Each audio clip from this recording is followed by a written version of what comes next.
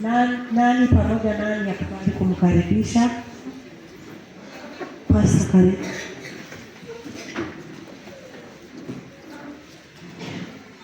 Bwana Yesu asifiwe. Amen. 25 minutes to 1. Wale ambao mnaishi kwa neema ya Mungu mkitumia madawa, hivyo basi it is 25 minutes remaining. Kwa majina ni Mother Isaac. Kanisa langu ni Matagaro 1 SDA Church, Matagaro District, South East Kenya Field. Sabato iliyopita nilikuwa kanisa ya Baraka More Dandora. Waliniambia mahali nitashiriki nilete salamu zao. Ni wangapi wanasipokea? Nataka nimjue Yesu na nizidi kumfahamu, nijue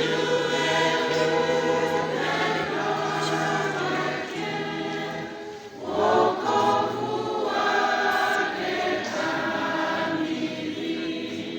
So it is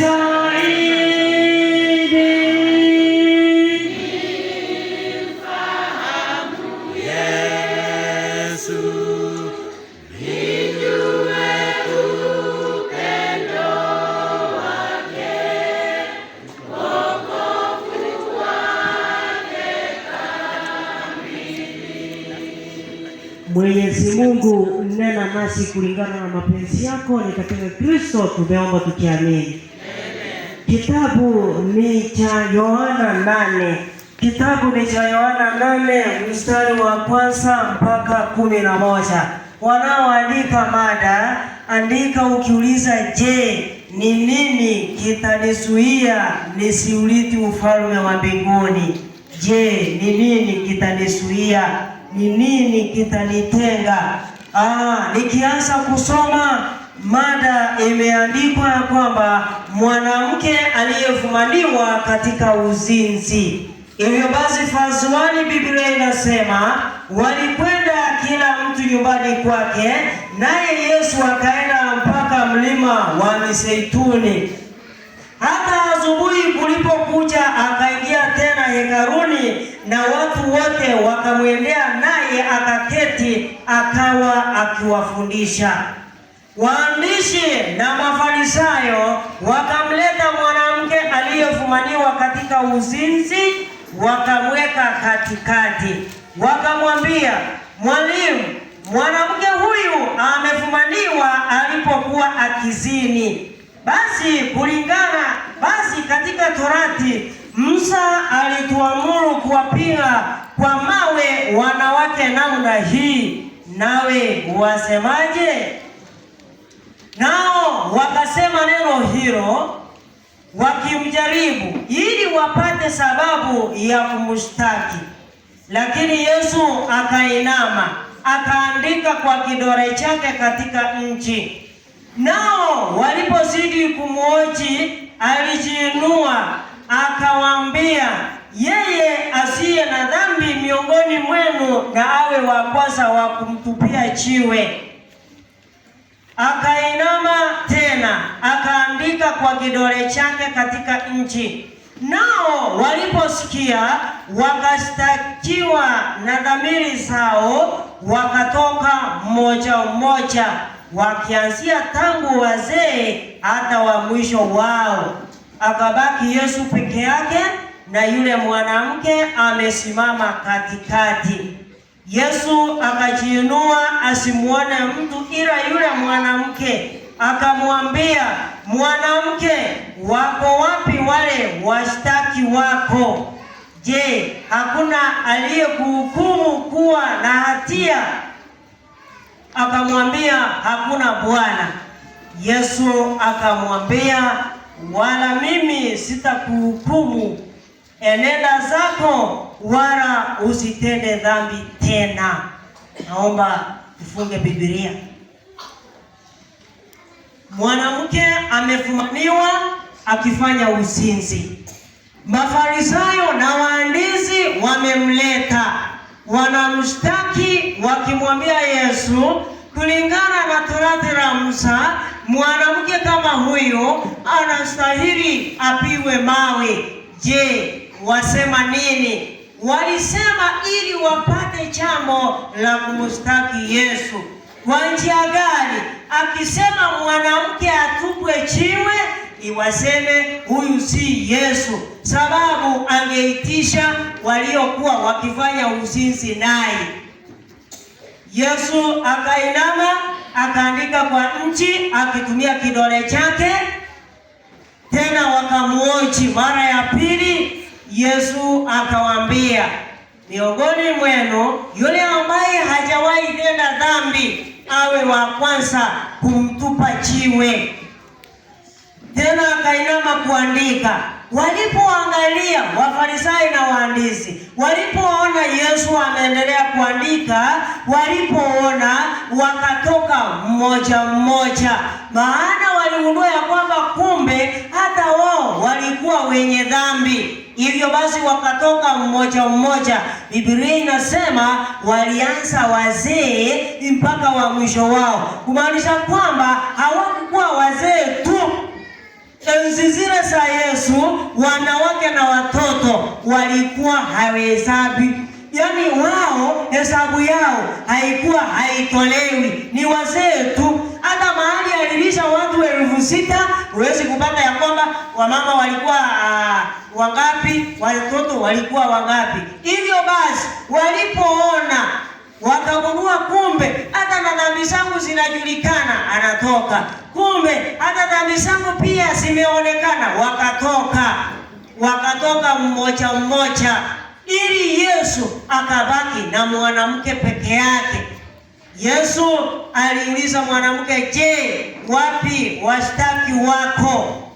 Mwanamke akamjibu, hawako. Yesu akamwambia, hata mimi sitakuhukumu, nenda usitende dhambi. Waliomleta kwa Yesu ni nani? Ni mimi na wewe. Aliyeletwa ni nani? Ni wale wengine, wale tunaonea. Yaani unamwona ya kwamba yeye hastahili. Sisi kama Wakristo tunajiona ya kwamba tunakasa mwendo tukielekea mbinguni. Wengine tunawaona wenye dhambi. Aliyeletwa ni nani?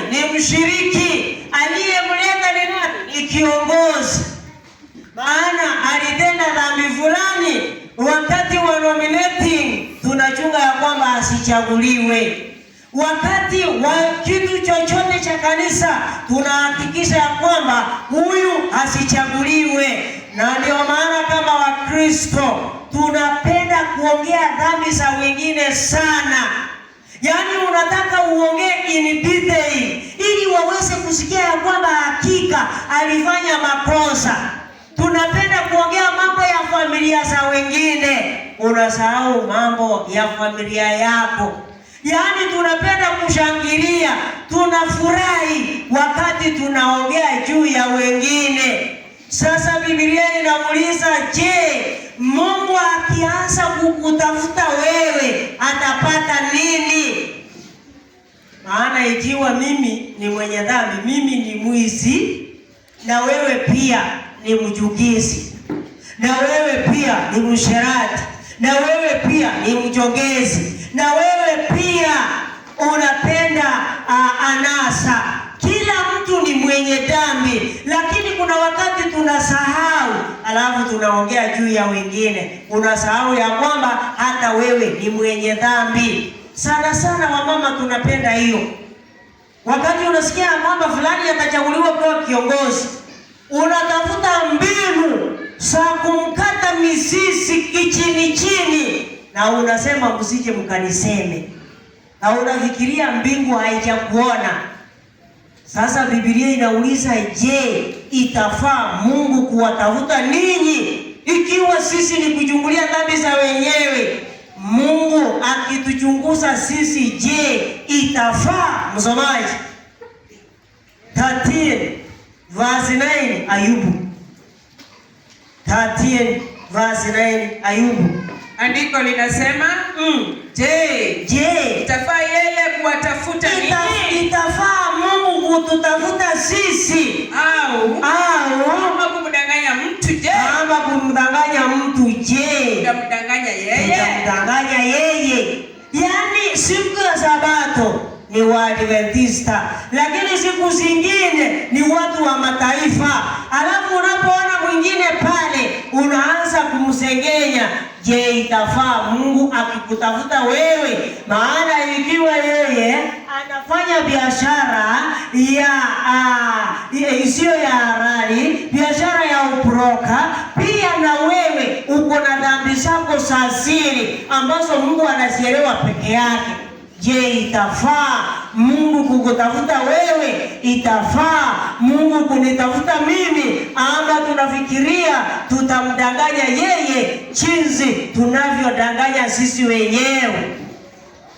Kuna watu tunapenda kuweka timazi katika maisha ya Wakristo wengine, na unasema ya kwamba hakika ikiwa fulani ni Mkristo, hata mimi pia ni Mkristo.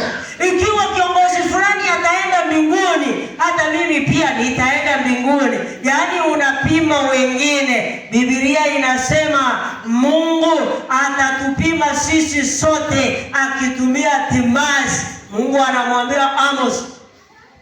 Nikisema Amos inamaanisha tuende kitabu cha Amos. Amos ni 7 verse 8. Biblia inasema nini? Andiko linasema Bwana akaniambia, Bwana akamwambia Amosi, unaona nini? Unaona nini? Nikasema naona timazi. Naona timazi. Ndipo Bwana akasema, tazama, nitaweka timazi kati ya watu. Ataweka timazi kati ya Waisraeli.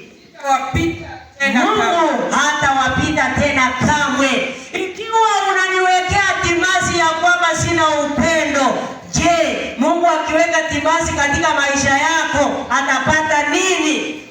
Maana kuna Wakristo tunasema kwamba tunampenda Mungu, lakini hatupendi majirani, hatupendi wenzetu, hatuna upendo. Lakini kuimba ni rahisi. Upendo ni furaha, ni kweli desturi.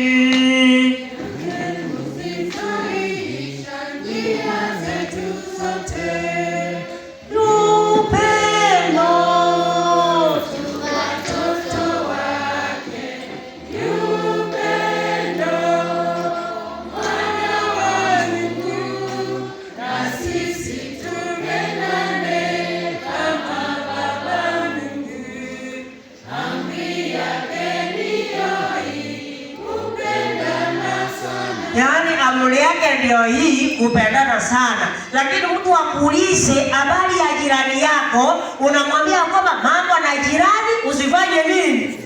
Sasa Biblia inasema nini katika upendo kama huo? Msomaji, verse John chapter 4 verse 20. Anaye na upendo kama huo, Biblia inasema nini? Pumzi la Mungu inasema mtu akisema nampenda Mungu, naye anamchukia ndugu yake, ni muongo.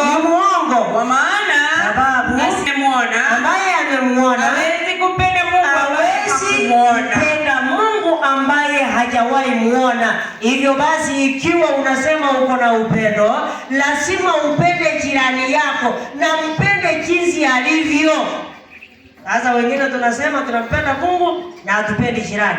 Wengine tunaweka timazi katika familia za wengine. Unasikia mtu akisema kwamba familia fulani ni ngumu, mbona wakachagua fulani kuwa kiongozi ya wamama, na ile hali hawaelewani na mume wake. Sasa ikiwa hawaelewani na mume wake, wewe mnaelewana na watoto wako? Wewe mnaelewana na majirani? Wewe mnaelewana na marafiki zako? Wakati unaanza kupima mwenzako, jiulize, je, ingekuwa Mungu ananipima mimi, angeona nini? Lakini wengi tunapenda kuchimba shimo wa wenzetu. Sana sana wamama, ukisikia ya kwamba fulani mume wake ameongeza bibi mwingine, unashangilia, unasema hapo kidole, mwanamke amelinga sana. Sasa hiyo ndio itamfanya slow down. Sasa ikiwa ameletewa bibi mmoja, wewe subiri bibi wawili, maana umeshangilia. Mungu akiona shangilio lako, hasira yake itawaka juu yako. If you want to confirm, 24 verse 17 and 18 Proverbs. 24 verse 17 and 18 Proverbs. Andiko linasema usifurahi adui yako angukapo, wala moyo wako usishangilie, Bwana asije akaliona hilo likamkasirisha, akageuzia mbali naye hasira yake. Hivyo basi, ikiwa ni wasichana, msichana mwenzako alikuwa na rafiki, na rafiki amempatia puti, usije ukafurahi, maana baada ya kufurahi utashuhudia harusi bila pasta. Hivyo basi, Mungu atusaidie, badala ya kufurahi tuoneane huruma, maana sisi sote tumeokolewa kwa damu ya mwana kondoo. Haleluya! Hivyo basi, usije ukafurahi. Ikiwa mimi ni mchongezi na wewe pia uko na dhambi zako, huenda ikawa wewe ni mwizi, huenda ikawa wewe unapenda kusengenya watu. Kwa wale ambao wanapenda kusengenya wengine, 50 verse 20 and 21 Psalms. Yaani unasengenya kiongozi, unasengenya mume wako. Sana sana wamama tumeremewa. Wakati mume ako na pesa unampenda, lakini wakati ameanza kuvirisika sasa unamsengenya. Yaani kila mtu anamjua pasivyowezekana, ni kwa sababu hana pesa. Hiyo basi hujampenda yeye, bali ulikuwa unapenda pesa zake. Yaani unaleta mume wako unamwanika mbele ya wamama, unamsengenya, mwisho wa siku unarudi pale. Bora usiende, sababu ni mbaya. Yaani unaongea matope. Wanaume ni wazuri, si rahisi kutusengenya, ni wachache wanapenda kusengenya, lakini sisi unaongea mpaka yale ambayo hayastahili watu waweze kuyajua. You round off to the nearest 10. Hivyo basi, Mungu atusaidie kama wamama, tusiwe watu ambao tunasengenya wengine. Sijui kama umefika pale. Imefika. Ndivyo alivyofanya, nami nikanyamaza. Yes. Ukidhani ya kuwa mimi ni kama wewe, walakini nitakukemea. Alafu nitayapanga hayo mbele ya macho yako. Ulianzia 21 na mimi nilisema 20 and 21. 20 inasema umekaa na kumsengenya ndugu yako, na mwana wa mama yako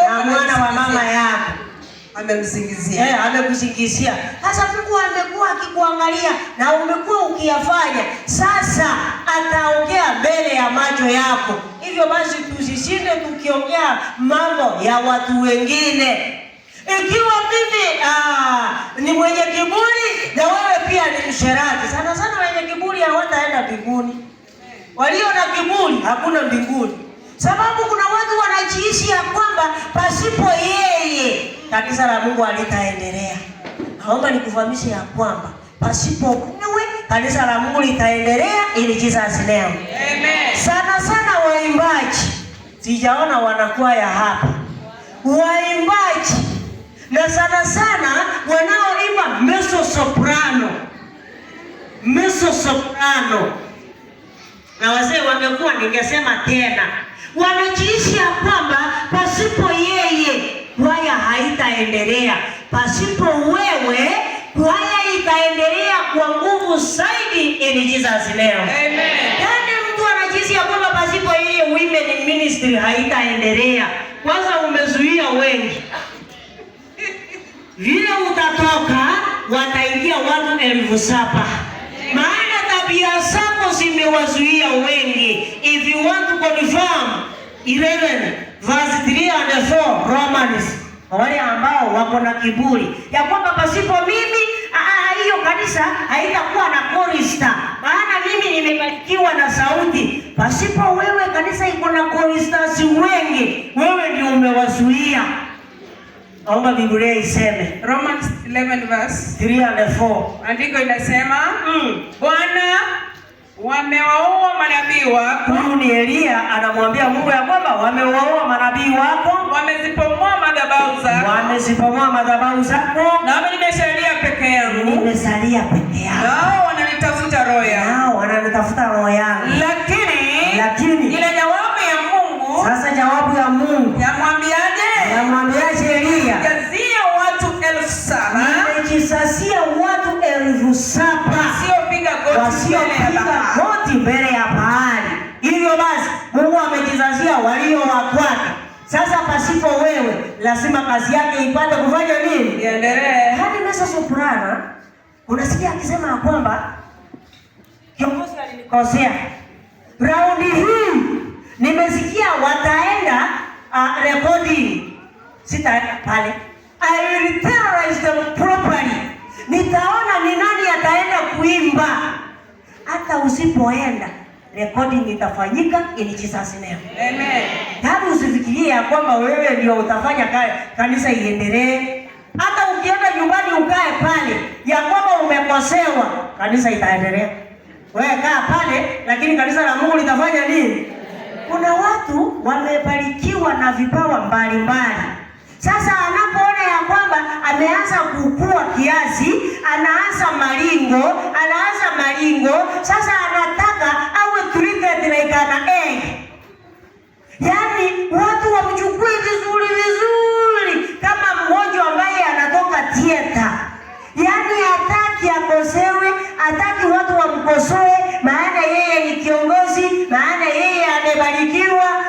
Naomba nikufahamishe ya kwamba kanisa la Mungu litaendelea kujengwa in Jesus name. Amen. Hata ukiwa development manager. Unajua mimi ndio tunajuana na area MP, tunajuana na county rep ya wamama, hata mkijuana na Ruto, kanisa ya Mungu itaendelea pasipo wewe in Jesus name. Amen. Hivyo basi Mungu aweze kutusaidia. Tujue ya kwamba kiburi haitasaidia. Kiburi ndio ilifanya Petro akasama. Wakati alikuwa anatembea juu ya maji, kabla hajaanza kutembea akaona Yesu. Akasema ikiwa ni wewe wacha nikuje. Akaanza kutembea. Alipokuwa akitembea akakumbuka hapana, kuna wenzangu. Je, wananiona ya kwamba nimetembea juu ya maji kama Yesu? Alipotoa macho yake kwa Yesu kuangalia wanafunzi wenzake, akapata ameanza kusama badala haendelee mbele. Hivyo basi chunga kiburi kisikusaidie kuzama badala ya kuendelea mbele kiimani in Jesus name. Mungu atusaidie sana. Tuwe watu wa kubebeana mizigo. Ikiwa mwenzetu ameanguka kwa njia moja au nyingine, Biblia inasema tulio wa roho tumregeshe kwa upole. Lakini kwa sababu tuko na roho ya kishetani, tunamfukuza mbali zaidi. Maana maneno yake sisi ndio tunayatangaza zaidi. Tunayatangazia wasio wa Kristo. Na hatimaye wanasema hawa ndio Waadventista. Ikiwa hii kanisa ndio inachukua watu mbinguni, wacha ikae. Alafu tukikuja hapa tukiimba namba 107 stanza 4. Roho sawa tusikiva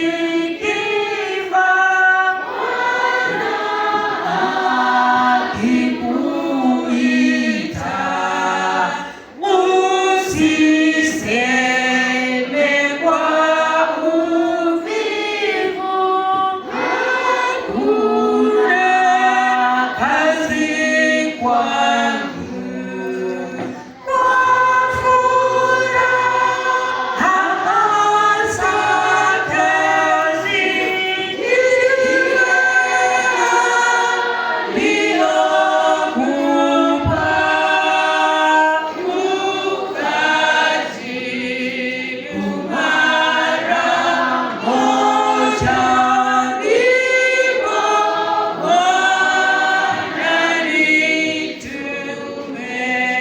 Utasema nipo Bwana nitume, lakini Mungu hata kutuma sababu ya tabia zako mbaya. Hivyo basi Mungu atusaidie, tujioji. badala ya kuangalia wenzetu, tujiangalie wenyewe kama wafanye biashara. Wakati watu wako sokoni wanauza, ikiwa mmoja ameenda kutembea, ameenda matembezi, ikiwa umebaki peke yako, wakati customer anakuja, anataka anunue vitu vya jirani yako, na kwa sababu hayuko, unamwambia huyu hata sijui bei yake, lakini kuja nikuuzie. Unataka uuze, hautauza ya mwenzako. Kama vile hautauzia mwenzako, hakuna haja ya kuangalia dhambi za mwenzako na kuanza kukaa nazo mahali unaenda unazitangaza na unasahau ya kwamba hata wewe ni mwenye dhambi. Yaani unasengenya wasichana wa rafiki yako, unasengenya wasichana wa sister yako. Yaani unasema wale si wasichana, hawana tabia, wako ABCD. Je, watu wangeanza kuchunguza wasichana wako, wangepata tabia gani? Kabla hujaanza kuchunguza wengine, anzia kwa familia yako, jianzie mwenyewe.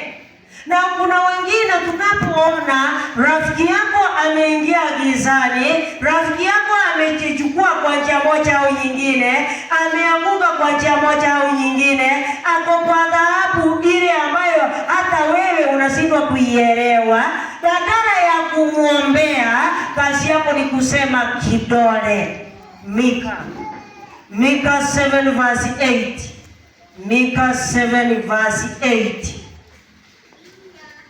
Mika 7 verse 8. Andiko linasema, naliseme, usifurahi juu yangu, usifurahi juu yangu, adui wangu, niangukapo mimi nitasimama tena, hapo gizani Bwana atakuwa nuru kwangu. Haleluya.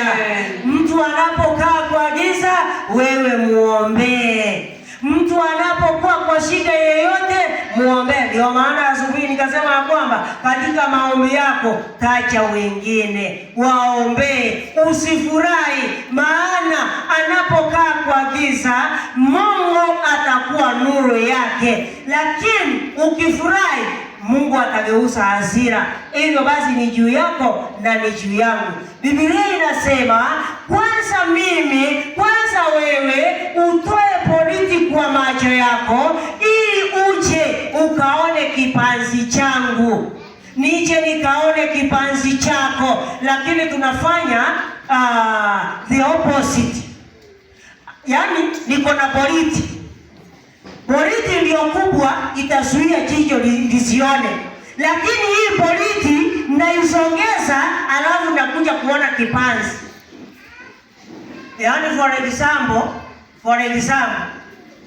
mama ni mchawi, ameua mtu, lakini unasikia akiambia mama mwenzake ya kwamba, mama, naomba nikushauri, watoto wako wako na tabia mbaya sana, wako na tabia mbaya. Yaani huwa ninashangaa sana. Sasa swali ni je, mchawi na aliye na watoto wasio na tabia, nani yako na dhambi kubwa? Ni nani? Mchawi, lakini anakosoa mwingine. Au unasikia mtu akisema mimi ni mlemavu, lakini wewe ni mlemavu zaidi. Yaani yeye ako na nafasi ya kuona ulemavu wa mtu mwingine. Sasa badala na hiyo imefanya kazi ya Mungu haiendelei. Mtu akichaguliwa, mara tu anapoanza, tumeanza kumsengenya, tumeanza kuona dhambi zake, na ile hali tuko na politi katika macho yetu. Elda anapochaguliwa, unasikia wengine tukilalamika ya kwamba yule astahili kuwa elda, bibi yake ABCD. Sasa bibi yake ndio ni ABCD, na wewe maana hata wewe ni bibi. Yule astahili kuwa mwalimu wa watoto, ndio alifanya nini? ABCD. Na wewe ni hadi dikonesi. Sasa tukianza kukuchunguza wewe, si tutapata wewe ndio ustahili hata kuingia kwa mlango wa kanisa. Maana tunaishi kwa neema ya nani? Lakini tunasahau hiyo. Tunajiona ya kwamba sisi ndio tunastahili. Unajua ndani ya kanisa hakuna mtu asiyekuwa na talanta. Biblia inasema kulikuwa na talanta 5. Yaani mtu anaweza barikiwa na talanta 5. kulikuwa na talanta 2, kulikuwa na talanta 1. Sasa mtu anasahau, haoni talanta yake, anaona ya mwenzake. Yaani akisikia kwamba jirani talanta yake ndiyo inapendwa, badala ya kumpongeza na kumwombea Mungu, kazi yake ni kuleta msumeno, akate pole pole hiyo talanta iweze kusimia. Alafu anakasa mwendo, kila siku anafanya nini? Anapanda juu. Wewe unajidanganya. Kila mtu ako na talanta. Na huwezi kugundua talanta ya mtu ikiwa hajaamua kuifanyia kazi, ikiwa hajaamua kuitumia. Sasa badala ya sisi kuinuana kulingana na talanta, kazi yetu ni kugatana ni sisi, ili kazi ya Mungu iweze kurara. Kiongozi anapochaguliwa, wengine tunauliza, mbona akachagua fulani? Na fulani si msomi, hajasoma. Sasa pamphlet ikiletwa ya Kiingereza, vitabu vya Kiingereza vikikuja, sasa atasoma vipi? Asome asisome kitabu hiki ya Kiingereza ama ya Kifaransa, Roho Mtakatifu atanena kupitia kwake in Jesus name. Maana vitabu tunasoma vya Ellen G. White. Ellen G. White alisoma akafika darasa la 3. Lakini vitabu wana PhD wanasoma. Ni nani aliandika?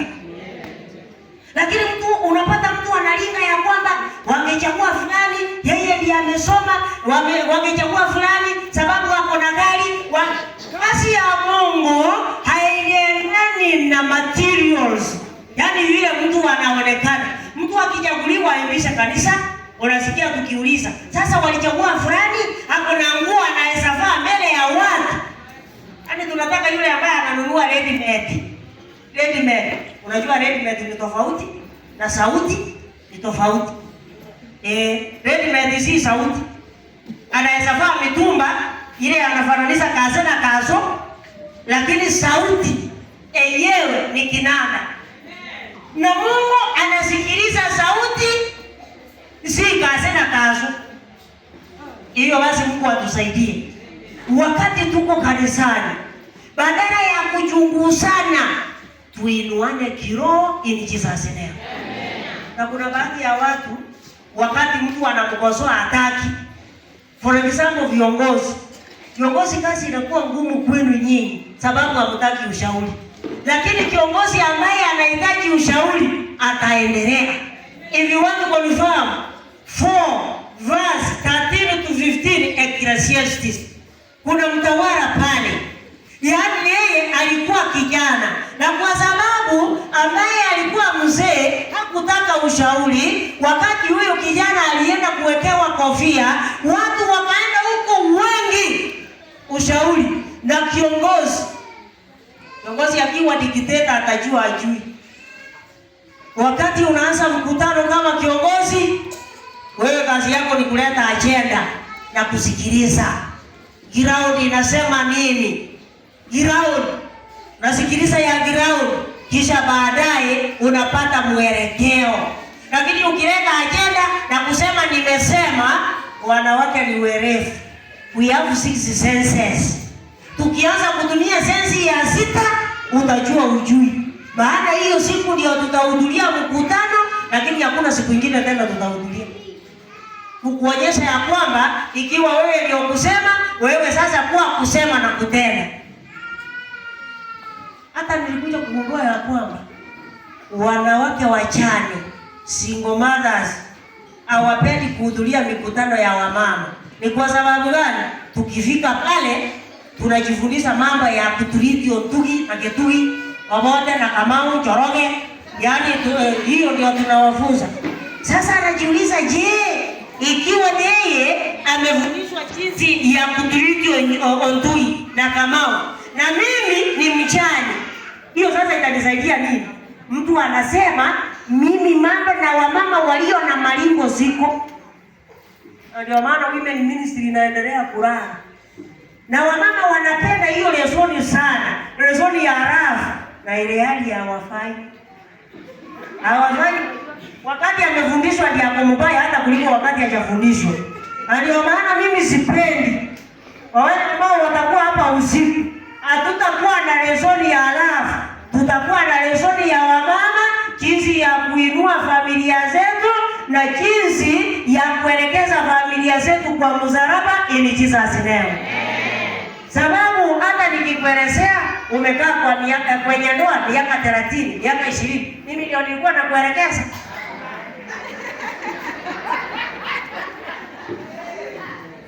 Hivyo basi Mungu atusaidie. Tuinuane. Yaani tusiwe watu wa kuonea wengine wivu.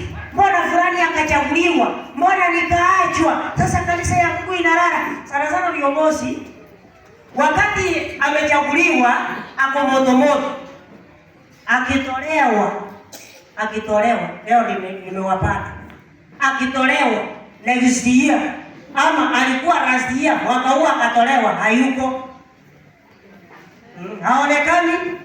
Hata akiwa assistant hataki kusaidia mwingine. Ni kwa sababu gani? Alikuwa anajisi ya kwamba yeye pasipo yeye hiyo women ministry haitaendelea. Sasa amekuja kugundua ya kwamba hata pasipo yeye women ministry inafanya nini? Inaendelea. Hatutaki. Sasa nashangaa hii kazi ya Mungu ni pastors wanalipwa. Si namna hii? Sisi viongozi hatulipwi. Sasa ingekuwa tunalipwa, ingekuwa namna gani? Ikiwa saa hii hatulipi lakini ni ngumu, ingekuwa namna gani? Ikiwa unataka mibaraka, ingiza mkono kwa kufanya kazi ya Mungu ienee kote ili kizazi leo. Lakini usiwe kisuizi. Na nilikuja kugundua ya kwamba wakati unasikia ya kwamba kanisa fulani iko na mgomo, kanisa fulani iko na mgomo, kanisa fulani inadai haki yetu, kanisa fulani haitaki hela fulani, haitaki mchungaji fulani, acha kuzichunguza. Wamama ni wakati wako katika huo mkutano. Wamama wengine tuko kanisani lakini tuko kama Jezebel. Sijui kama mmewahi soma hadithi ya Jezebel. Jezebel akafanya nini? Akauliwa. Ikiwa Sulemani anatuambia ya kwamba mke mwema hufanya nini? Ujenga nyumba yake, lakini aliye mpumbavu hufanya nini? Pia wake wema ujenga kanisa lao ili kizazi leo. Lakini wake wapumbavu uanza uchochezi, kisha baadaye unajua wazee wetu wanatusikiliza. Ile unamwambia anasema mama amefanya nini? Amesema. Sasa akikuja kanisani akumbuki ya kwamba ni kanisani. Yeye anakuja na ile fikira ya mama. Umati nonyelo mojioro chungate bitina mwiri jato kuchunguza bakungu baro moji. Mokungu naro ya mo sukioro kono kogoro. Omuoge naende. Ando moje kanisa ko iwo batera. Jiga kera eta yoke musunde ngoja. Kono kuminga eta yako na kusukioko oro ebora netaya. Hivyo basi ndio waema walinena panapo wazee hapaharibiki neno, pia panapo wamama wapumbavu lazima maneno yaharibike. Maana ukisoma Biblia kuna baadhi ya wamama walifanya kazi ya Mungu ikaendelea. Kama Debora alimuita Baraki akamwambia aende vitani, maana Mungu amemtayarishia Sisera. Baraki akamwambia ikiwa nitaenda vita tutaandamana. Debora anamwambia tukiandamana na wewe Mungu ataweka ushindi kwa mikono yangu. Lakini Debora hakutaka aonekane. Lakini wamama wa siku hizi anataka akifanya kazi ya Mungu awe anafanya nini?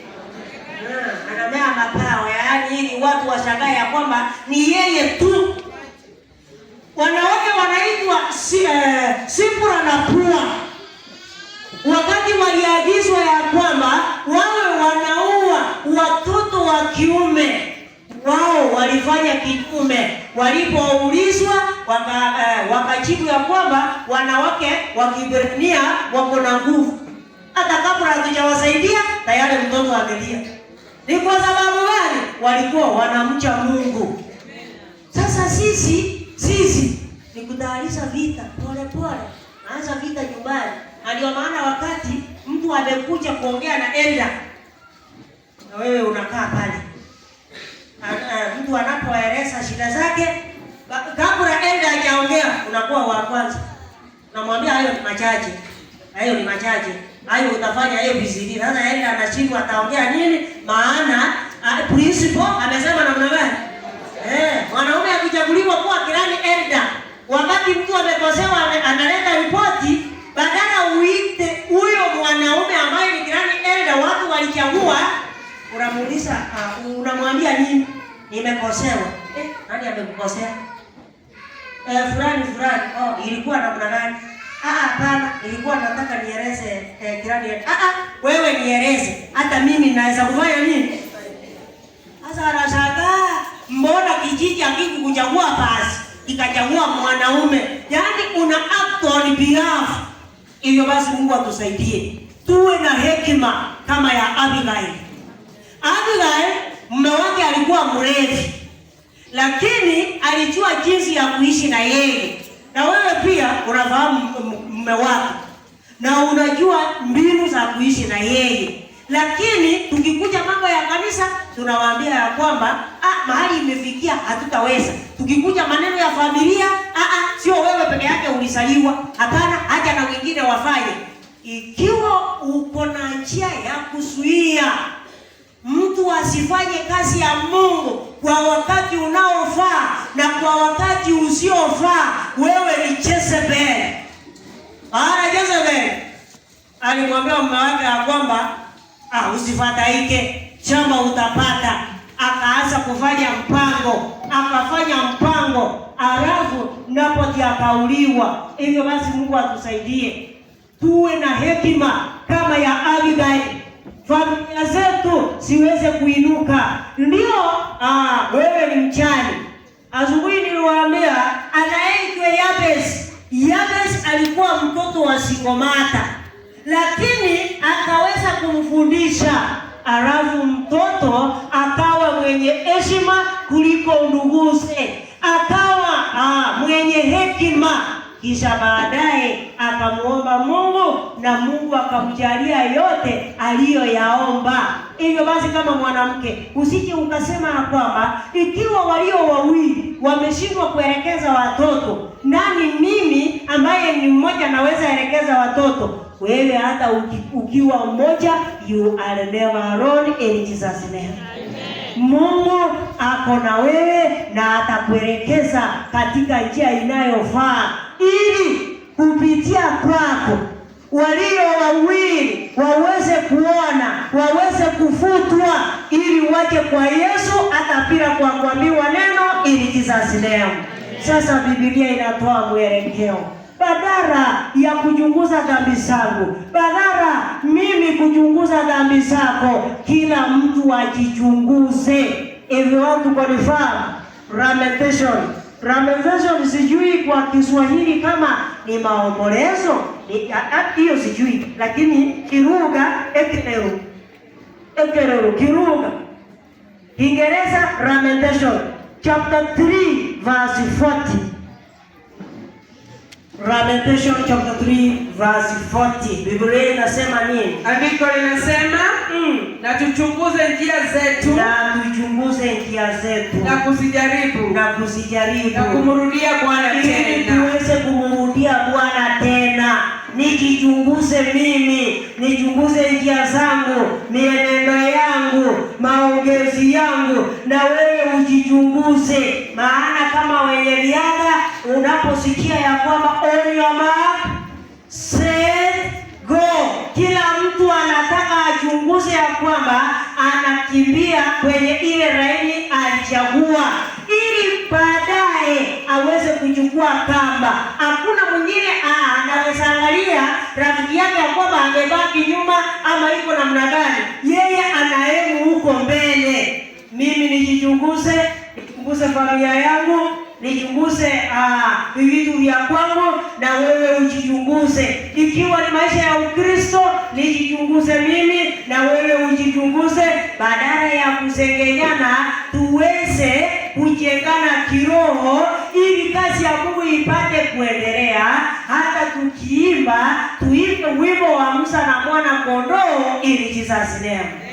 Unajua watakao urithi ufalme wa mbinguni ni wale ambao watapita katika dhiki kubwa, sio wale ambao wanataka maisha kama nyumba ya tiles, wanataka maisha kama barabara isiyokuwa na bumps.